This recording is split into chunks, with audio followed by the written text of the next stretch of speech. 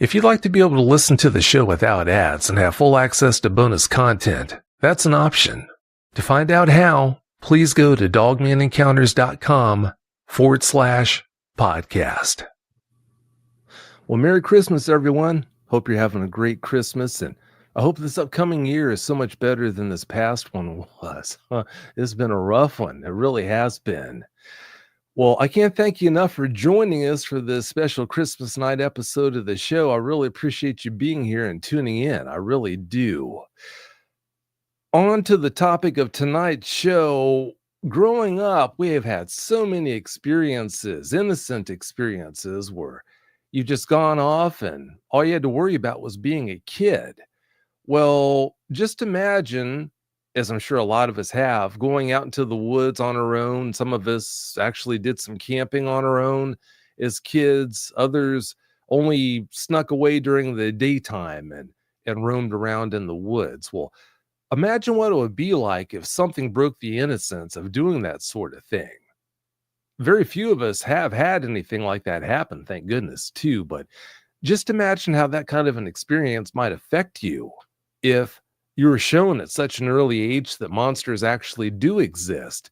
It would just make things totally different for you than how they would be in most cases as you're growing up and maturing. Well, tonight's guest, he's had more than one encounter, but his first encounter is basically laid out like I just mentioned. He was camping when the first experience happened. And on tonight's show, we're going to get into details with him on how it affected him and, of course, how it played out. Well, without any further ado, let's get him in here now so we can get to it. Tonight's guest is Mason Evans. Mason, thanks for joining us. Hey, Vic. Thanks for having me. Oh, you're welcome. Yeah, we appreciate your time.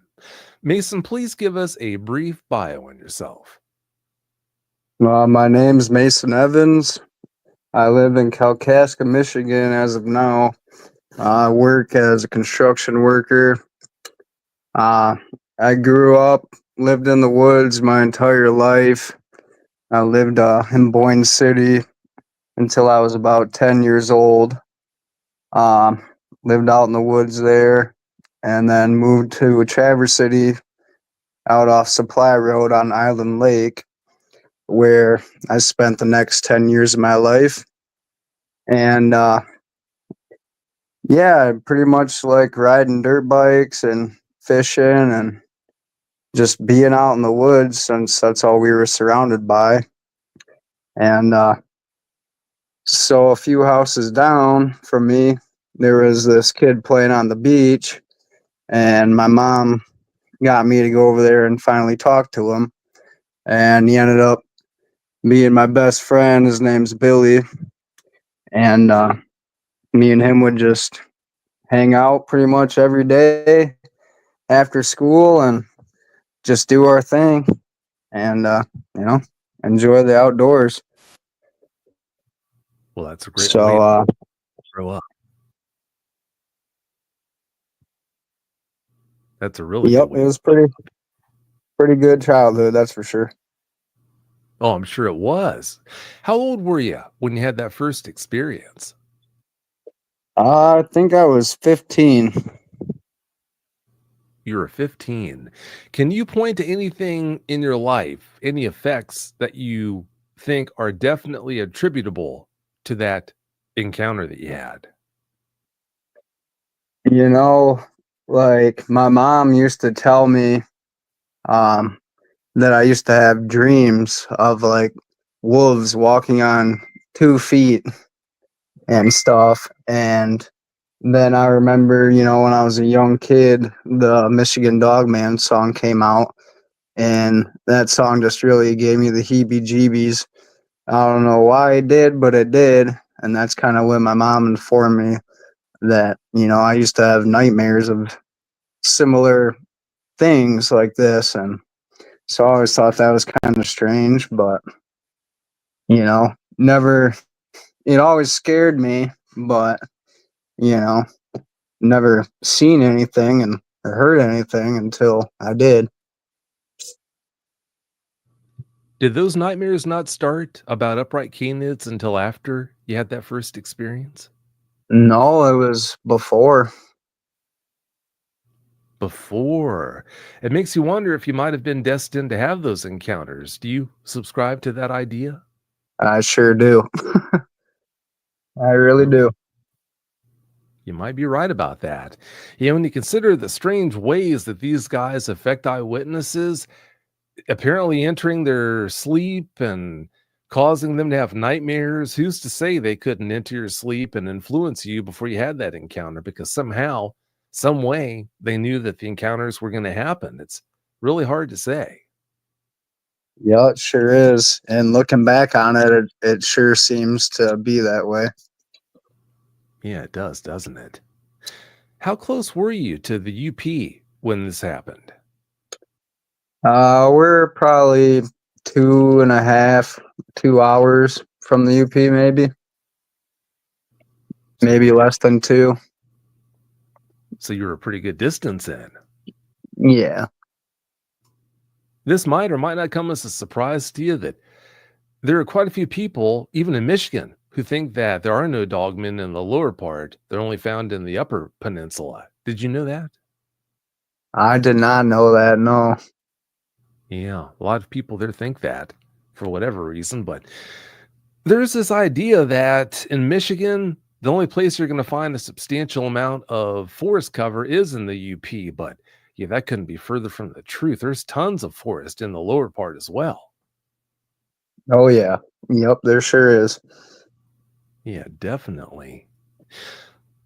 When when you had your encounter, if I remember correctly, you said you were about a mile from your home.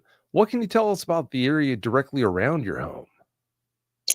So I lived on a little private lake called Island Lake, and it's completely surrounded by woods.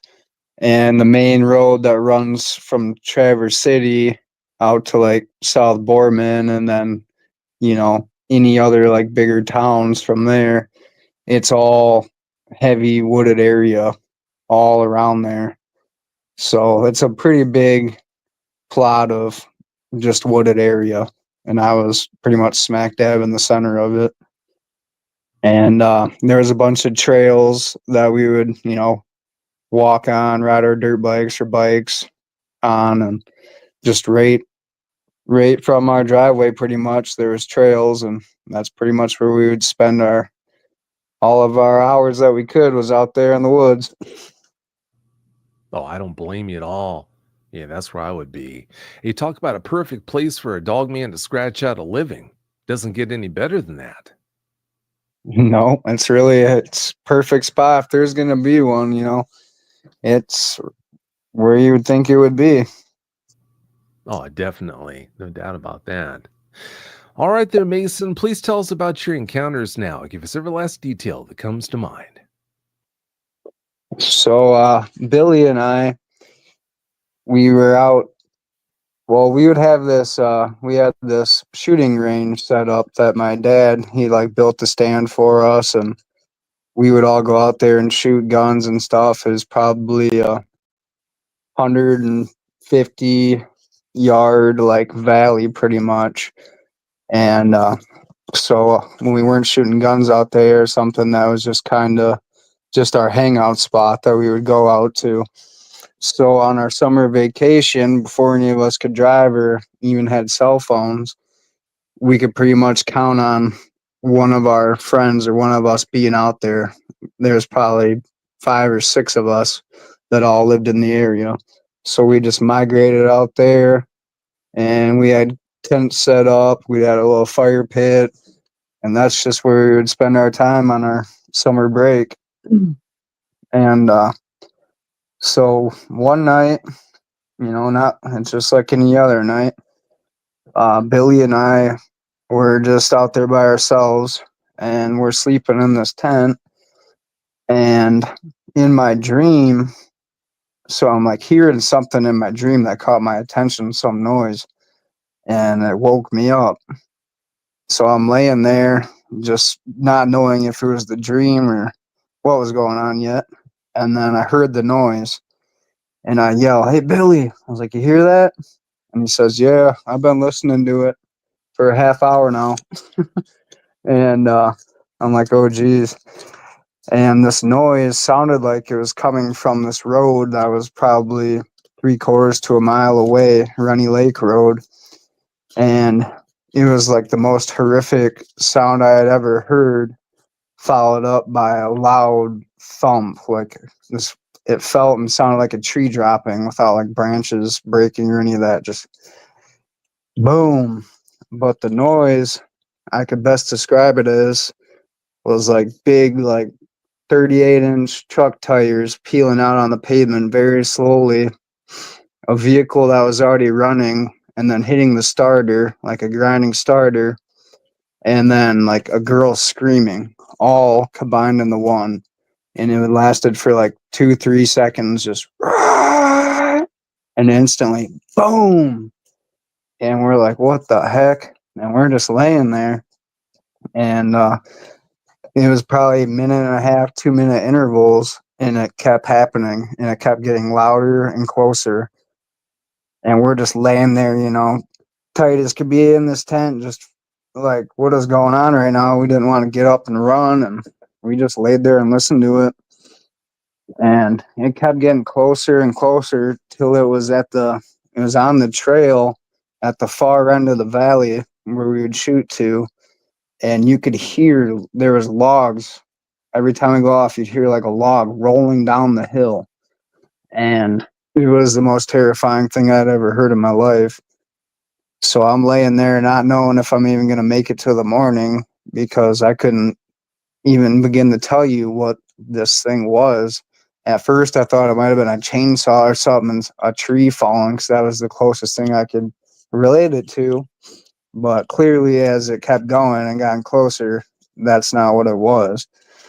And as it got very close and there was logs rolling down the hill after it'd go off, it just stopped happening. And we laid there for a few minutes, 4 or 5 minutes. And I swore I heard like little rocks or twigs or something bouncing off the tent, like something was getting tossed at the tent, something very small. So I'm just laying there, and then I open my eyes. I had fallen asleep, open my eyes, and it's morning time. So thank God to be alive, and I shoot out of the tent to go look for evidence. I didn't find, there was no logs, no broken trees, no prints, no ruffled up leaves, nothing at all. And I knew that area very, very well. So that was very strange. And I don't know if I was a dog man or not, but, that's what I had thought it probably was. And so that same summer vacation, Billy, our other best friend Chucky, and my little brother Evan, we were riding our bicycles on the Vasa Trail. It's a bike trail in the woods. It's a pretty big loop. A bunch of people come and ride it, and it ran right behind Chucky's house. So we were over there hanging out, and we just hopped on the trail on our bikes and started going like we'd done all, often enough. And there's this one part where the trail, it crosses the power lines. And right there to the left, when you cross, there's these two big sand hills, probably 500 yards in between them. And you're at the top of the one when you cross, and they look like almost like a wall going up the other side. And they're sandy hills, and it's like grass and trees off to the side, And so we get to that point, and we look over, and running up this hill is this super long wolf. It looked like a wolf. And we're all just like, what? There's no wolves around here. That's what I was thinking. And this thing was running up the hill, and it didn't even look like it was running really. Like there was no shoulder movement. It almost looked like it was just effortlessly like gliding up the hill. And I could tell this thing was super big. because I knew all these woods and areas very well, and this thing took up a large portion of that hill. And so it's going up the hill, and I like yelped really loud, just whoop, and the thing stopped, and it turned its head to the left, and it looked back at us, and we just are all standing there like, oh my gosh. And the thing keeps, starts running again, and it's going up the hill right on the trail, and it gets pretty much to the top, and I went whoop again, and it stopped, turned its head back to the left, looked at us, stood straight up on 2 feet, and it walked on 2 legs to the left, that direction we had come from, into the trees. And we were all like, what just happened? What was that? So we just booked it as fast as we could from there on out on our bikes. Um, yeah, so I thought, yeah, what we'd heard in the woods, you know, had to have been what that was. Like it looked just like a large timber wolf. You could say it was definitely a wolf. It had long, scraggly, dark gray, almost black, like pepper colored hair.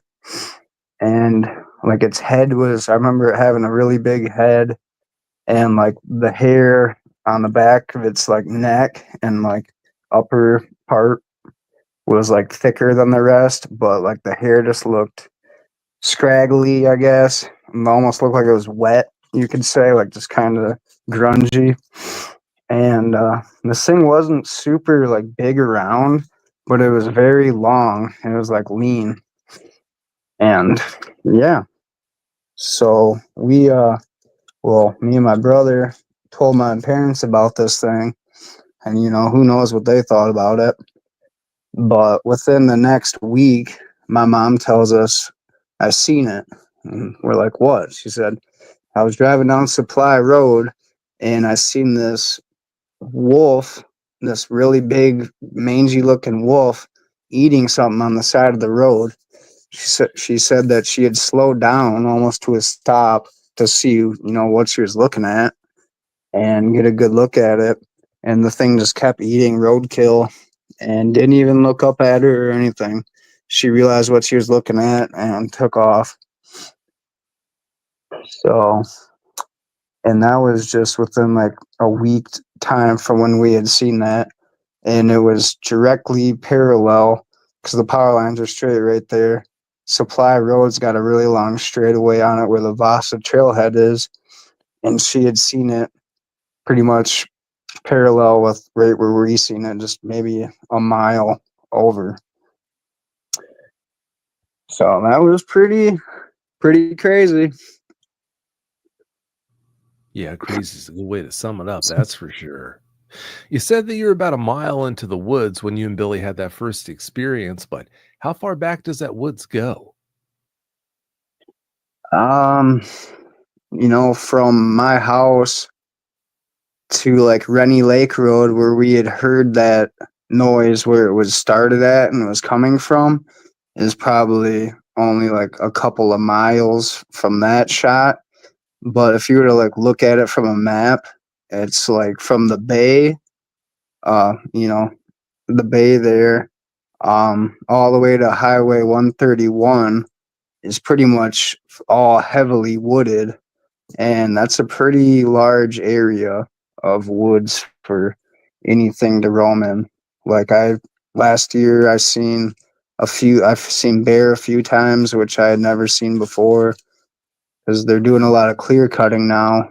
Even right where we had seen or heard that at, they have clear cutted all that, which is kind of a not very good thing. I don't like that very much, but so what I'm getting at is they're pushing all these animals, you know, they have less room to go, but overall it's a big chunk of woods. Yeah, sounds like it must be. It sounds like a great habitat, but is there much in the way of moving water?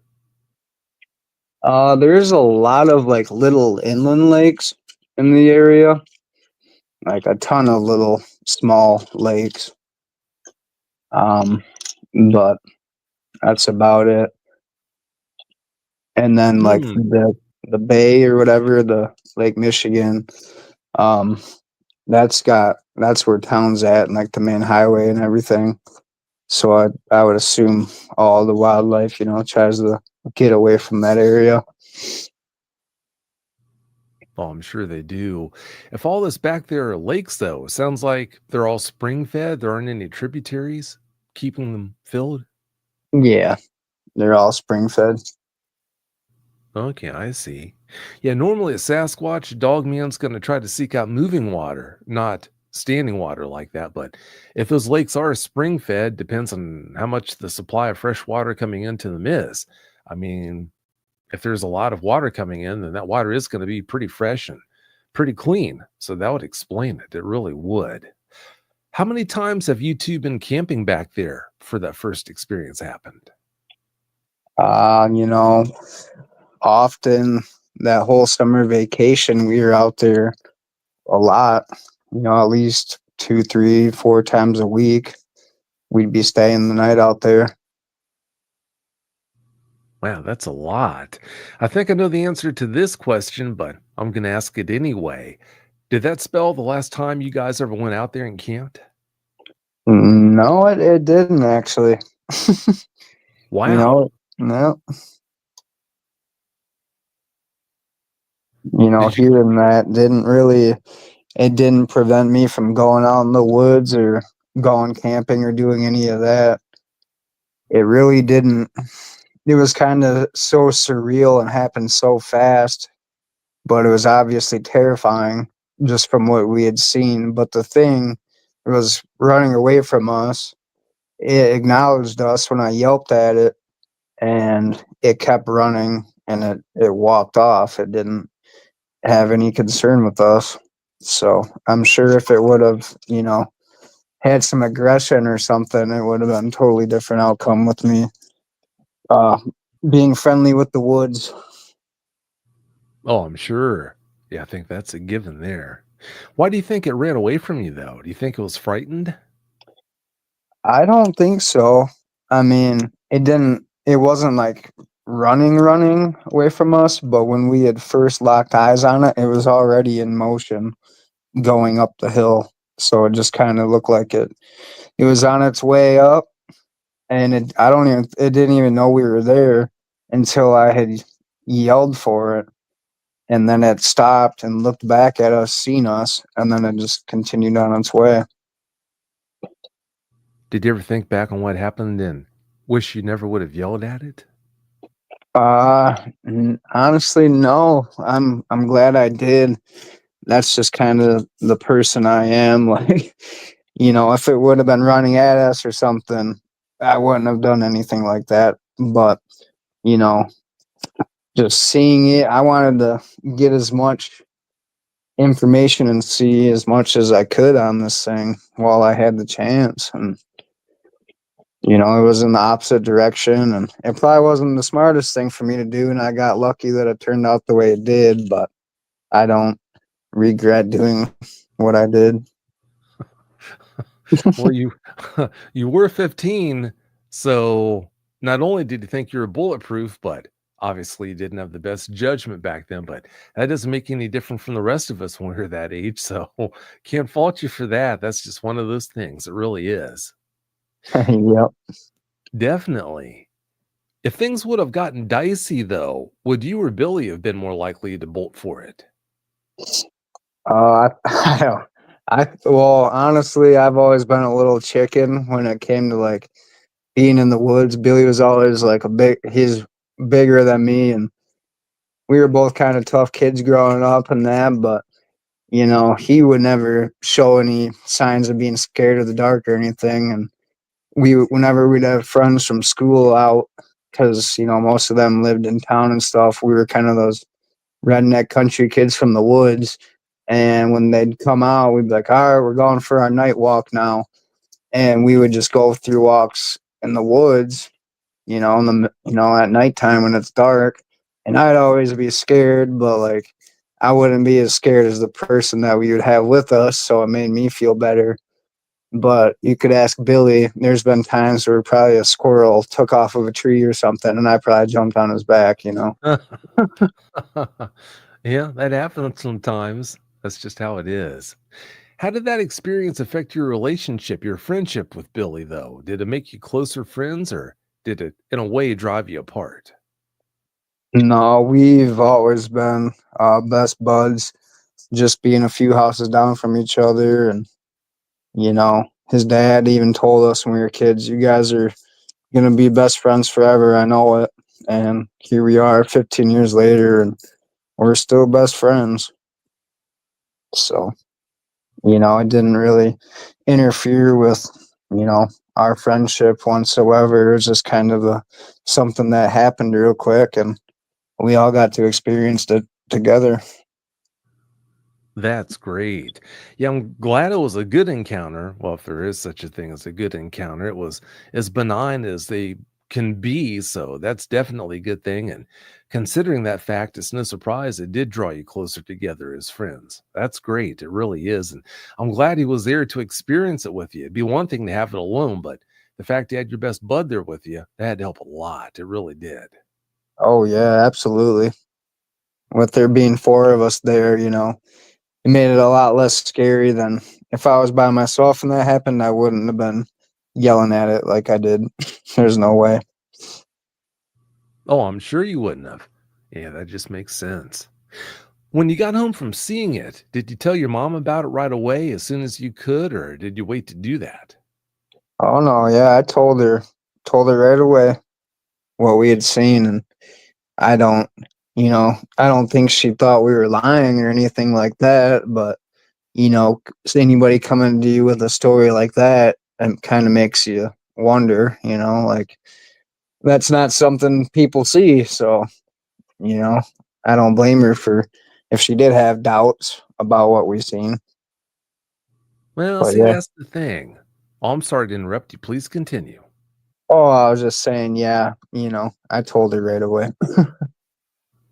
That's the thing. The general public thinks that dogmen are things that people don't see all that often, but that's not actually accurate. More people than you would believe see these things. I mean, people listening to this, I'd be surprised if every one of them hasn't met someone who's actually had an encounter, but they don't know it because that eyewitness never told them about their encounter. And it's understandable. You see something like that and whatnot. I mean, who are you going to tell? Your friends, your family, they're not going to believe you in almost any case. So why bother putting it out there? So it really does only make sense. It does. How long did it take you to find out what it was that you saw, Mason? Well, I knew right away as soon as it stood up on 2 feet and walked on two legs. I knew exactly what it was. Because at first, when it was running up the hill, I was like, "Is that a wolf?" But I didn't think there was wolves around here at all. Period. And it was like a wolf. You would think it would be more filled out, and it wouldn't. This thing was like long and skinny and had long natty hair, so it just looked like a wolf that had mange that was really big, I guess you could say. And but as soon as it stood up on 2 feet and walked away, I knew that it was a dog man. So you knew about dogmen back before you had that experience? Yeah, like with the song, the Dogman song, and I was a total believer in it. Like it made me feel a certain type of way when that song would come on. Even in the car, I would like hunker down and just it would freak me right out. So there was never a time in my life where So like my mom told me about me having those dreams and stuff, and then the song, I just was 100% total believer in it.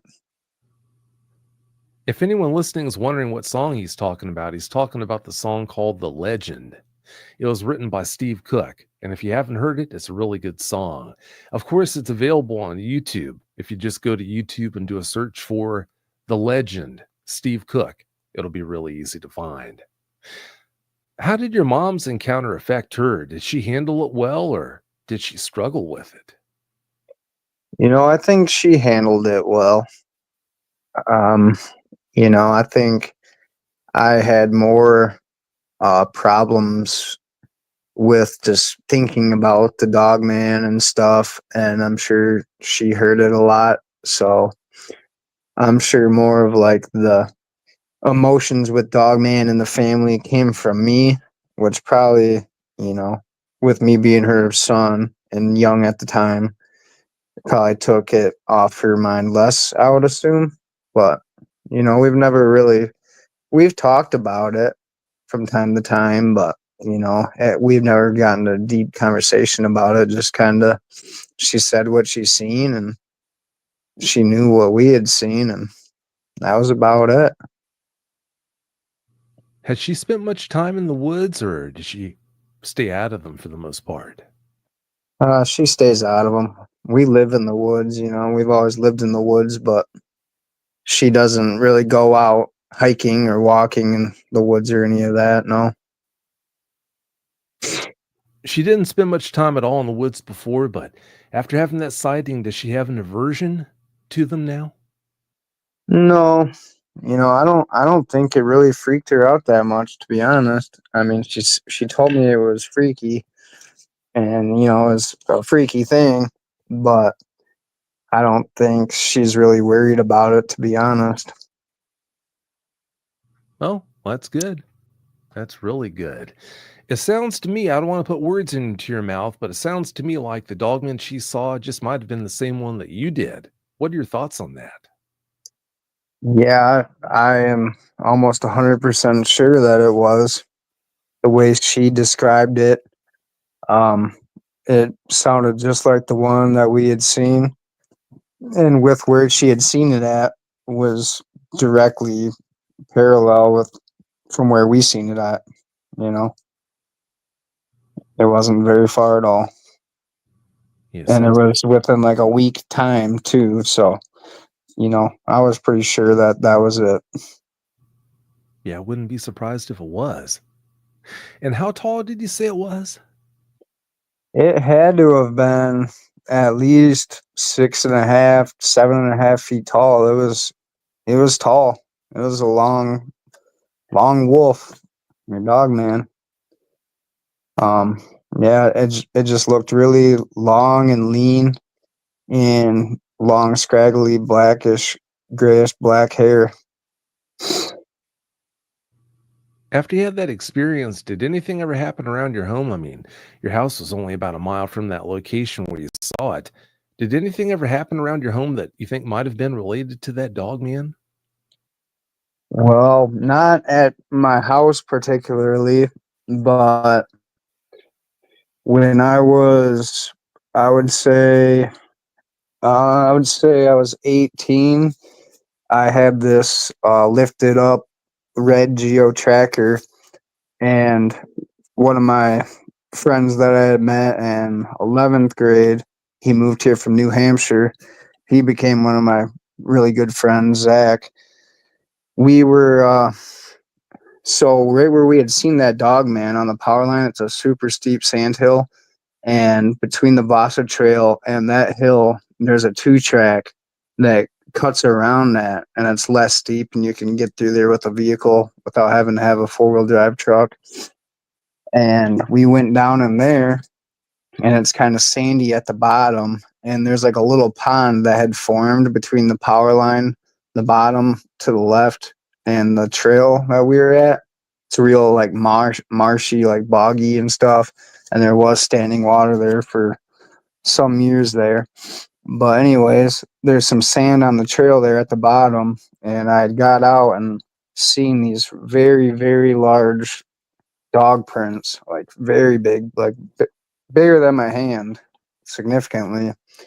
And so I got out and I was telling him about, I had told him about this thing, and he wasn't really a believer or anything like that. And so I get out and I'm following these footprints towards where we had seen it years previously. And I start going up the hill where it's wooded and there's trees. I'm off the power line, obviously. And I'm making my way up on foot. And then I hear boom, boom, boom at the top of the hill. It sounded like a 5 foot log, foot diameter, just getting hit off of a tree with no rebound, like almost instantly. Boom, boom, boom, 3 times. And I sprinted back down the hill, ran back to the tracker, and I was like, "Did you hear that?" And he was like, "Yeah, I heard it." And, he didn't really think much of it. I knew something was up, there was obviously something at the top of that hill, and I didn't know what could be making that type of noise. So we get in the tracker, I hopped in, and then I continued up that trail to the top, hung a right, and I was heading back towards like where that power line hill would come up to the top at. And I'm about halfway there. I kill the tracker and I start howling like a coyote, just oh. And I did that for probably 15, 20 seconds. And off to the left, angle like to the left, you hear boom, boom, boom, boom, boom, like 5, like 1 and then 3 in succession, then another one. And it was the same exact noise. You could almost feel it in the ground. And I looked at him and he looks at me with our eyes wide and he's like, "All right, dude, I'm convinced there's something going on now." And so that was that. We drove off, hung out for the night, yada yada yada. And within the next couple of weeks, um, me, Chucky, and our friend Tim, and I think my little brother Evan was with us. I'd been telling these guys about what we'd heard, and I was like, "We need to go look around and see if we can find anything." So we go out there and we start hiking into the woods at the top of that hill on the power line. And we walk into the woods. I'm trying to go to the direction where I heard that noise from. And almost instantly, like we walked right to it, there's a really big tree with no branches for, till way up, 50 feet up, 40 feet up, but like 10, 12 foot up in this tree, probably, I'd say, there was huge claw marks, like 2-inch deep claw marks, just tore this tree up, and they were way up there. And we thought that was really strange because that had to have been, they were fresh. That had to have been what Zach and I had heard. But what we heard was like a loud banging noise, like boom, boom, boom. And these trees are scratched up real deep. And this tree was. So we found that. And then I told them, there was another sound that we had heard. So we go off to that area. And this field or this area had been clear cut in the past, but it was, coming back. And it took us a little bit, but not super long. And we found this other tree, same kind of tree as one that they had left. And same thing, just claw marks gouging way deep into it, really high up. And as we were trying to find that tree, we seen like a path going across this where they had clear cut it.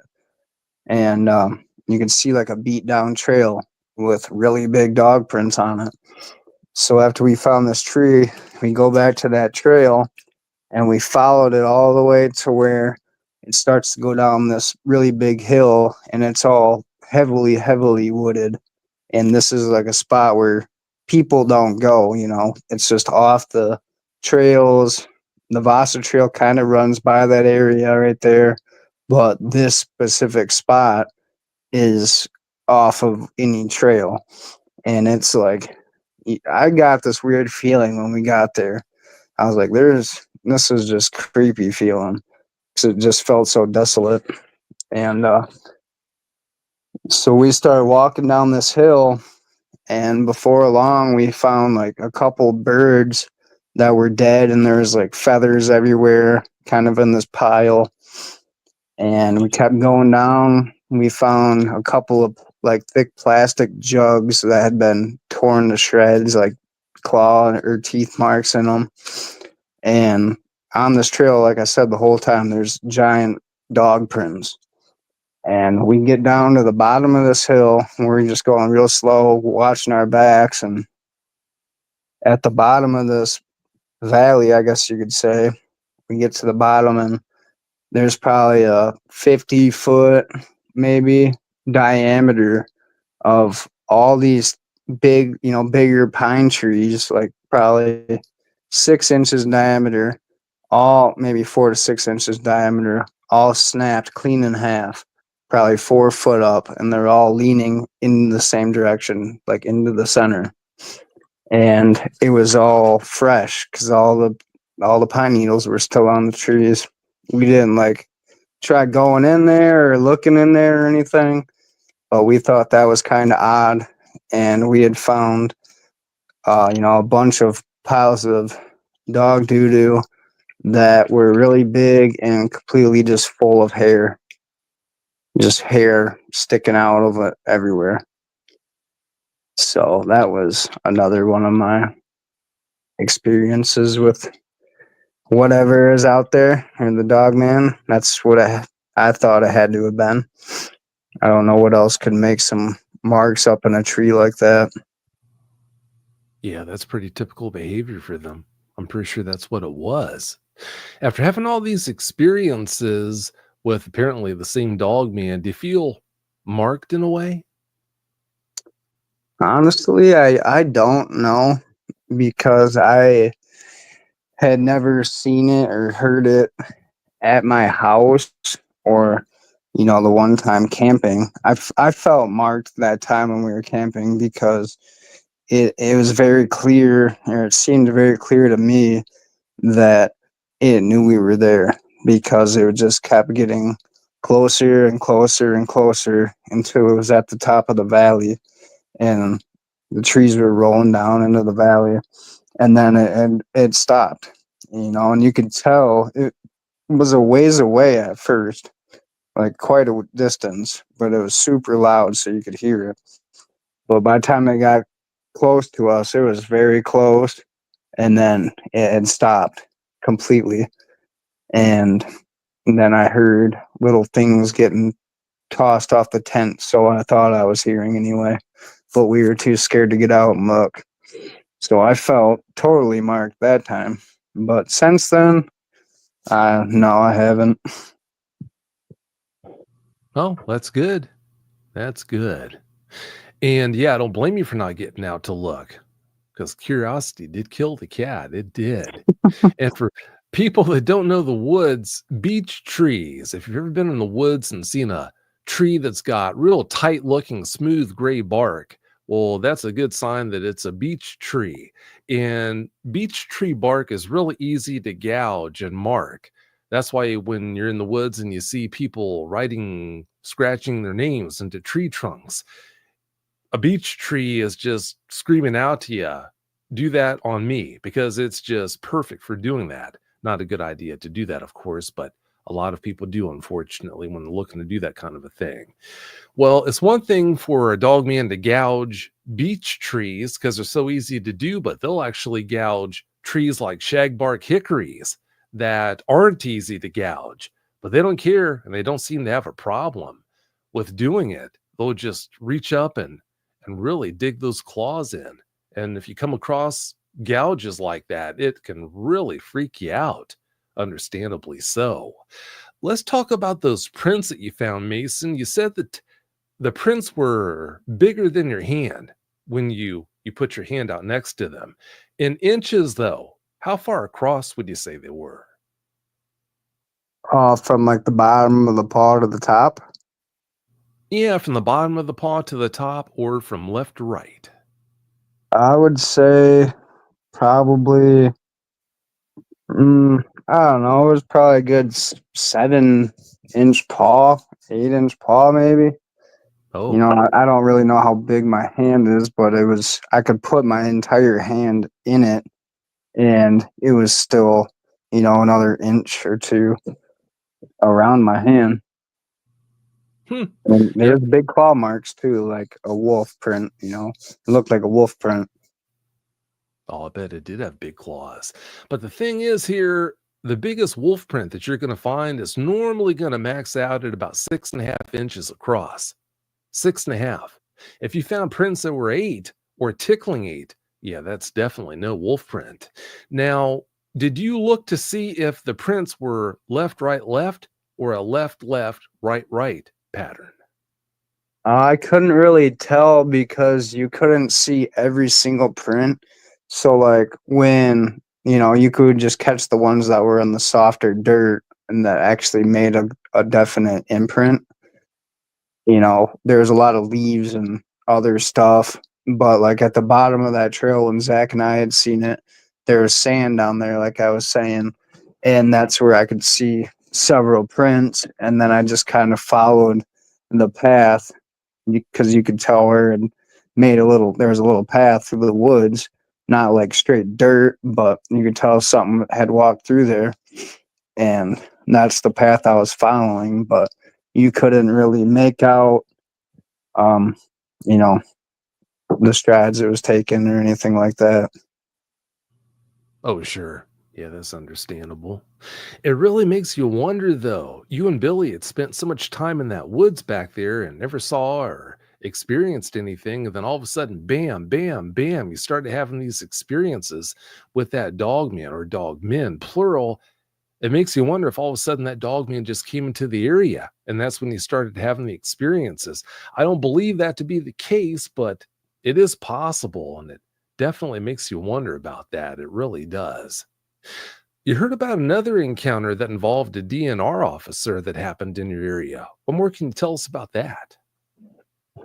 So on Google, well, I'd been told about this and I looked it up and found it years back. I've tried looking for it, for 5, 10 minutes. I've tried scrolling around and finding it lately within the last 5, 6, 7 years, but I've had no luck finding it. But I have found that article a handful of times in the past, and it was written by a DNR officer who was staying at his in-laws on Island Lake, or his in-laws on Island Lake, and it was evening time. They had finished up supper, and he took his mountain bike for a ride on the trails that were around the lake.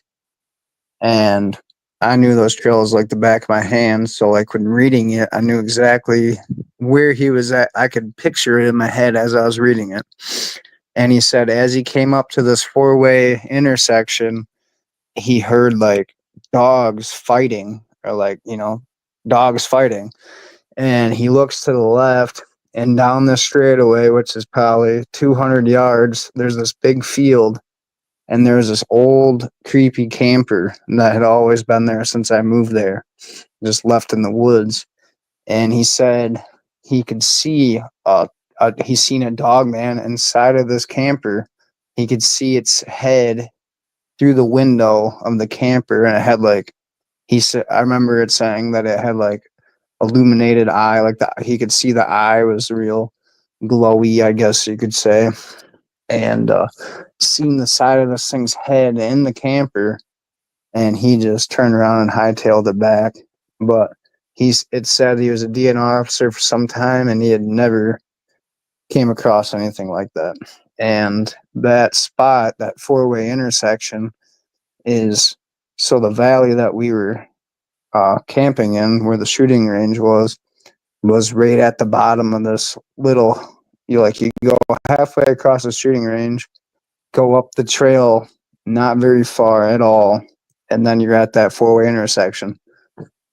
So we were camping, like, I'd say 100 yards from where he had seen it, 150 yards from where that DNR officer seen it. Yeah, that's way too close for comfort. Did you ever find out if that camper had been damaged and there was a hole in the side that this dog man had allegedly gone through to get into it, or if it was a case of it opening up a door to get in? I don't remember if there was ever a door on it. This thing was pretty beat up. Actually, one of my friends and I kind of like finished this thing out with like logs and stuff when we were kids. Just kind of beat this thing down to where it was nothing, collapsed because this thing was super old and like almost, barely staying together until we had done that. I can't recall if there was a door even on it or not. I don't believe that there was. Oh, that's all right. That's something you probably didn't even think about, and understandably so. Let's go back and talk about the dog man when you saw it. I know you had a lot on your mind at the time, but did you ever remember seeing a tail on it? I can't really picture what the tail looked like. I don't remember seeing like, locking eyes on a tail, or that really doesn't pop up a picture in my head of when I seen it. I just I believe it had a long tail, bushier tail, but I don't remember the tail playing a big, wasn't part of my memory of it. Oh, that's all right. Like I said, you had a lot on your mind, so that's understandable. You recently heard about an episode. Actually, you heard an episode of of Dogman Encounters where the guest said something that really caught your attention. What more can you tell us about that? Oh wait, what's that? Sorry. Oh, no, you're fine. Yeah, there was an episode of the show that you heard not too long ago that really caught your attention. Something that the guest said. What more can you tell us about that? Yeah, so it was this last Saturday.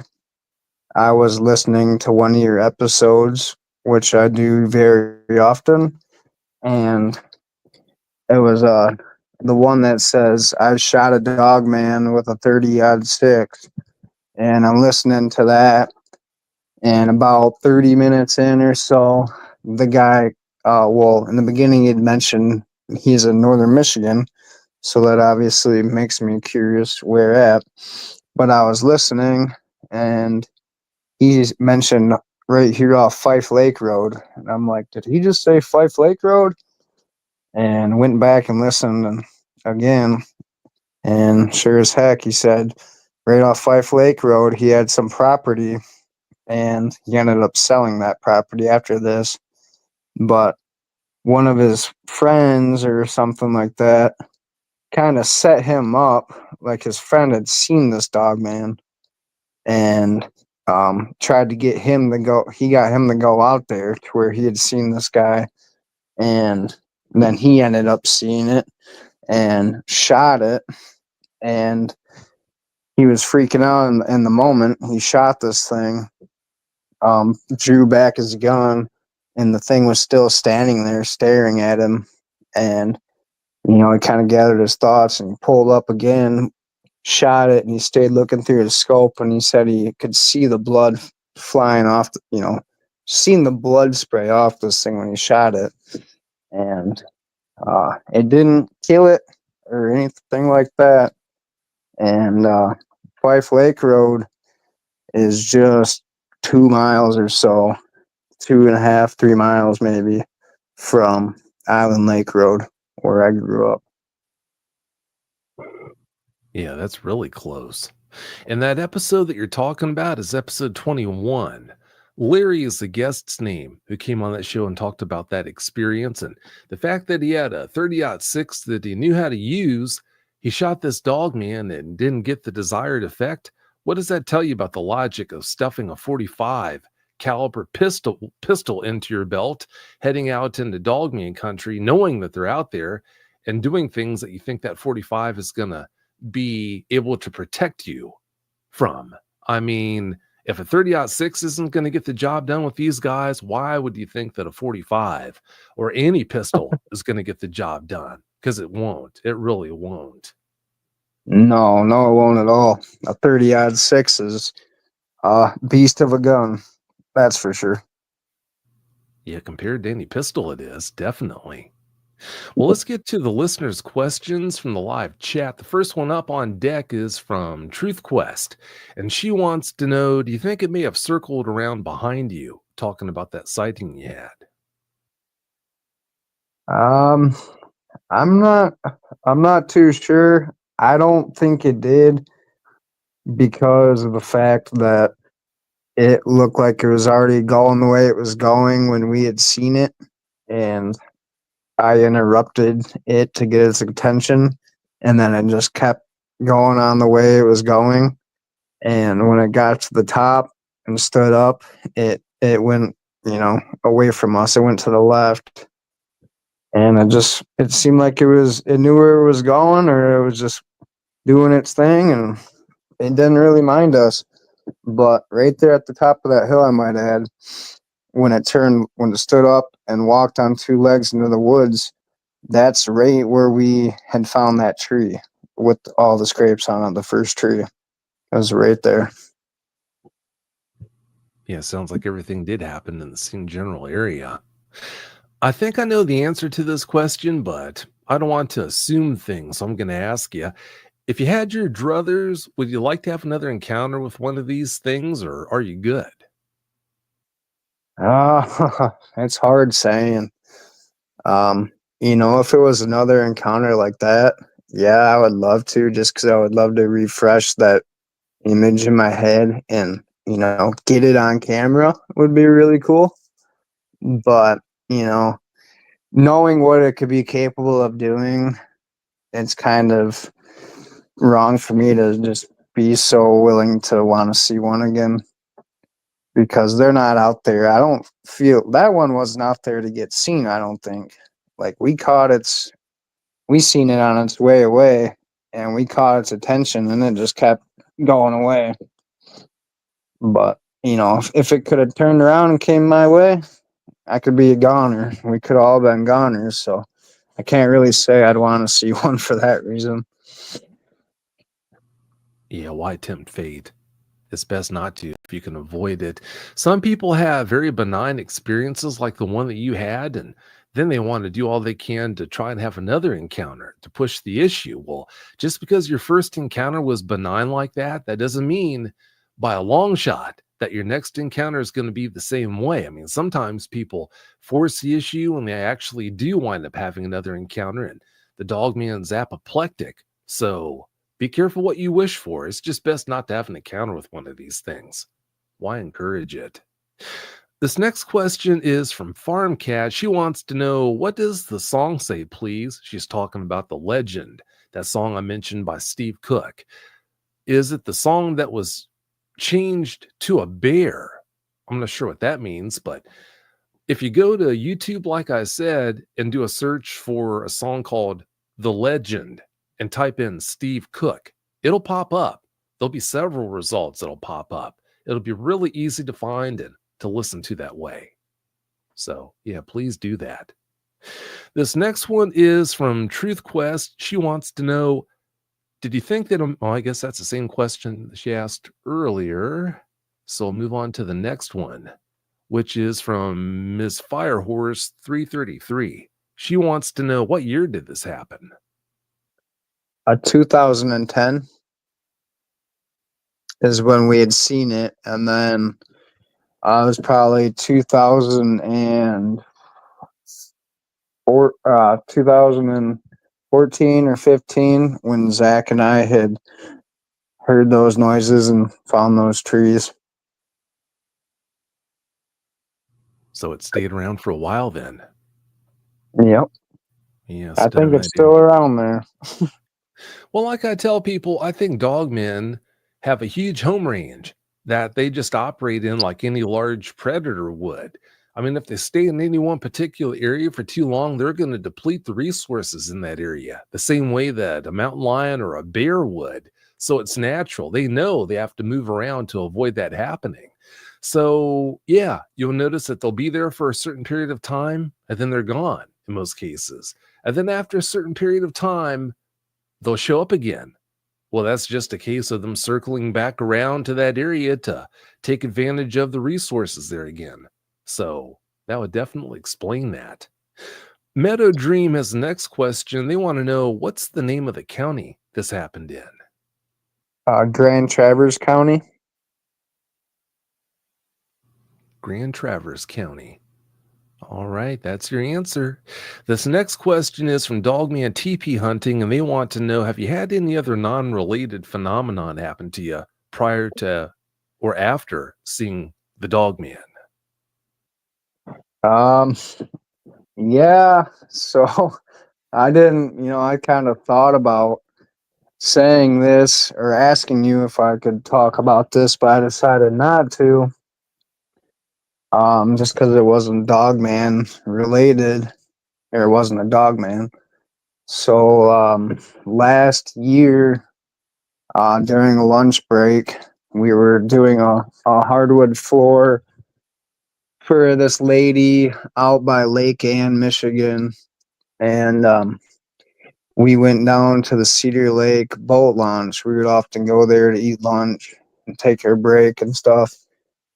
And I had my truck pulled up towards the lake, and the guy I worked with had his truck pulled up a little further than mine. I was ready to get going back to work. We had been there for probably 30, 40 minutes, and he was down standing by the water, like looking for Petoskey stones. And I yelled over to him, like, "Hey, about ready to get going back?" And looking past him in like the cattails, I could see this big tan like sphere, like a ball, the big tan ball, and it kind of resembled like a duck blind or something. But I knew there wasn't a duck blind there. So I'm looking at this thing, and I seen it was like slightly rolling, or it was slightly rolling a little bit, moving around. I'm like, "Hey, Mike, look over at that." And he's like, "What?" And I point, and he's kind of looking around.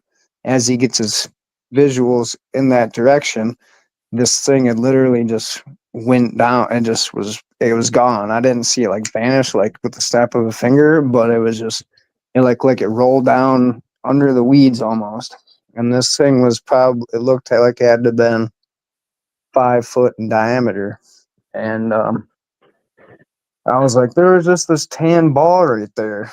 And as we're, like instantly as I say that, this human, like humanoid, like a person, stood straight up in the same spot, and its torso and the top of it was like, 5 feet above these probably 3 foot cattails.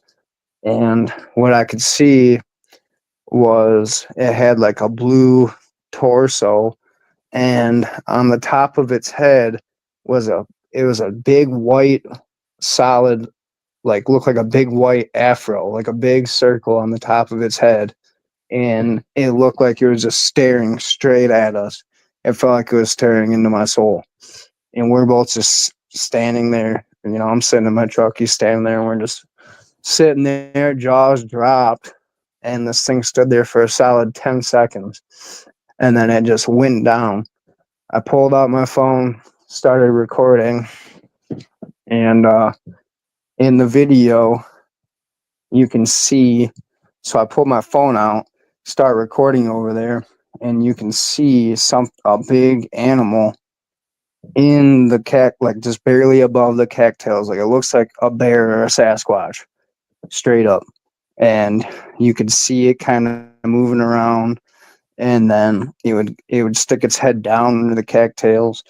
I revved my truck up, it popped its head back up, and you could see a huge, dark, furry animal in that same exact spot where I had just seen this big tan ball, and then this person thing with a huge white circle on its head, and then it was a big hairy animal. And in the video, you can see it's right where the water meets the cattails, like halfway up the cattails. There's these gold. They look like gold tubes, that were like, I would say maybe a foot and a half long, and they were spaced like 2 foot apart. And they were literally floating above the water just a little bit. And they go for like 10, 15 feet, and then they go up 10 foot, 10, 15 feet. And it's like a backward shaped L. And inside of that was where we seen all this stuff. And in my video, it looks all like blurry right in that box. And these little gold things are literally moving, like flopping almost. And you can see the ones that were on the water running, like even with the water, were picking up little splashes of water. And then they went up this tree, like in front of a tree. And it was so weird. So I'm like, I'm going over there. And I got a video of all this. And he stayed over at the boat launch. But I walked over there. Nobody walks over here. You know, there's a house way back over there and nobody on that whole corner. So I'm going through here, recording on my phone, hopped over this creek, and then I see this like little hut thing. It was made out of like pieces of not tree bark, but like pieces, chunks of tree. And it was probably 4.5, 5 foot tall by about the same width. And it had a roof on it too, all made out of chunks of tree. And I'm circling around this thing and I look into the front of it, and like halfway through it, there's a log or like a big, you know, like a tree, like a 6-inch tree running through it. And then the left side of it is like all dirt and like a shelf kind of.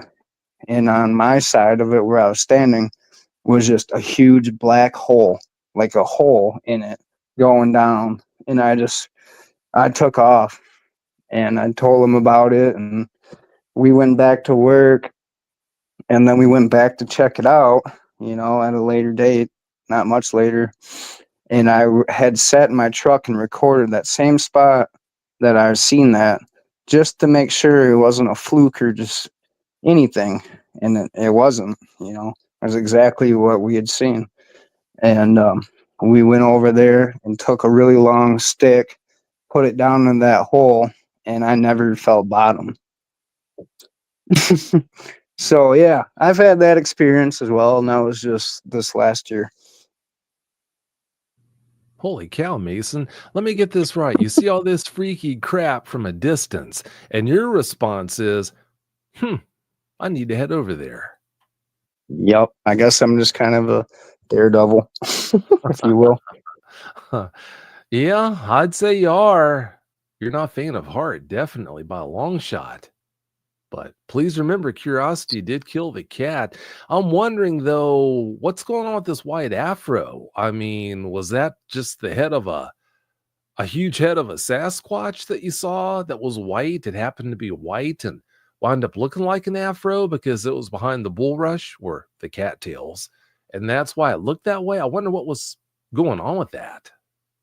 Well, honestly, it seemed like it was three totally different things. Like I seen the big tan ball. It was very clear as day. You know, it looked like a tan duck blind, but it was perfectly circular, and it was sticking up good 4 foot above the cattails, which means this ball had to have been pretty big, and it was slightly moving around. And I stared at that for a good 5, 6, 7 seconds until I was like, you know, I was like, hey, look at that thing. And as he got his head in that direction, it had just went down. And I was like, there was just a tan ball right there. And then something stood straight up out of the cattails, totally different from the tan. You know, it wasn't the tan ball. It looked like, it reminded me of like an old, like Cherokee Indian or something. It had like blue on its stomach, and you know, you could tell it had a face like a human. It was a human, but it had a huge white ball on top of its head that had to have been at least 2.5 foot, you know, circumference or diameter. And this thing just stood there perfectly still for a solid 10 seconds, I'd say. And then it just went down. And he's seen this too. You know, we both seen that. And then in the video, and you could barely see it by person because it was so far away, but in the video, you can see it very well. There was a big, hairy animal right there moving Wow. around. That is I don't freak. even know how to explain it. It was just the wildest thing. Yeah, how could you explain it? That is freaky. A lot of strange things going on. You told us you took that stick and tried to reach the bottom with it, but you couldn't, the abyss. Were there any stones around you could pick up and toss in? No, there wasn't any rocks in that area. I just grabbed a long branch, stuck it down in there, and there was no bottom to be felt. I didn't toss it down in there. I guess I could have or should have, but I had a good 8 foot stick, and I just went ramrodding it down in there, and there was nothing in there. It was hollow. It was deep. Mason. Mason. Oh man. What would you have done? Because there are definitely creatures around there. You saw that. Strange creatures. So you're poking a stick down into the abyss. What would you have done if one of those freaky creatures would have just popped up out of that abyss and grabbed you around your legs? I don't know. I would have been done for. But yeah, I didn't. When I seen that there was a huge hole in there, I took off, and I told my buddy, my coworker, and showed him the video, and I was like, we got to go back. So we ended up going and checking it out. A few days later or whatever, and he was with me when I stuck that stick down there. But I don't know. I guess I was. I don't know. I don't know what I would have done. Holy cow. How old were you when you did that? Uh, 29. 29. Okay. Way too old to make a mistake like that. But I don't know. After all you've been through, I'm sure that curiosity was really piqued. I can understand how when you're that curious about things like that, how you do things that most people kind of look at and shake their head. But yeah, I wish you wouldn't have done that. You could have definitely lived to regret that, and maybe not even very long. So, wow, that's scary. Not good Yep. at all. Well, I've got another few questions for you. The next one is from Cookies and Cream. They want to know, was it a full moon that night when you saw the dog man? I couldn't tell you. I honestly don't know. Oh, that's all right. I'm sure that's the last thing that was on your mind at the time. You were so mind blown. So, no harm, no foul on that. This next one up is from Christiane. And Christiane wants to know, did the dog man smile at you? No, I don't think it smiled at us. It turned its head back and looked at us just for a brief moment, and then it kept going on its way. Looked back at us when it got to the top, and then it looked back, kind of turned back the way it was, stood up on 2 feet, and walked on 2 feet straight ahead into the woods. But no, it wasn't smiling at us that I could see anyway. It was a good distance away, but very clear as day. There was nothing obstructing our vision. Yeah, it didn't sound like it was in a smiling mood anyway. It was just concerned about getting some distance between you and it. This last one I'm going to ask you, because it's almost a quarter after, is from Andres Carrizales. And he wants to know, were there any areas that were closed off for any reason that didn't add up? Um, I don't think so. Not no, I don't think so. No, but Yeah. that hill going up where we'd seen it running, people don't really drive up that because it's so steep, like we would and stuff. Just because we were crazy kids and we would ride our dirt bikes up it, so we knew exactly how steep it was. But it looks like a wall almost looking at it from one side to the other. So like people don't really go right there. They take that 2 track around to the side where Zach and I had seen that paw print, and I heard the banging on the tree. As big of an area as it was or is, sounds like it's a pretty hard area to close off anyway. So that doesn't come as a surprise. Well, it's about time for us to get out of here, Mason. But before we do you have any closing comments you'd like to put out there for us? Um, if you've seen the Dogman, please get a hold of Vic and don't be afraid to tell your experience because everyone here uh, obviously has something in common, and that's the Dogman. So everybody would love to hear, your experience. That's well said, because yes, we would. We definitely would. Well, Mason, I can't thank you enough for coming on, especially on Christmas night and sharing these experiences with us. I really appreciate it. Well, absolutely, Vic. I'm glad I could be on. Well, it's been great having you. Thanks again so much for your time and have a great night. Thank you. You too, and Merry Christmas. Merry Christmas to you as well. Thank you Mm, much. We'll see ya. Bye.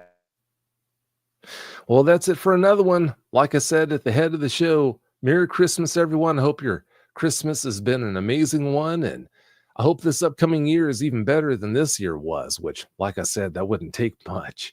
But if you've had a Dogman encounter and need help with it, or if you'd like to be a guest on the show, all you need to do is to go to dogmanencounters.com and submit a report.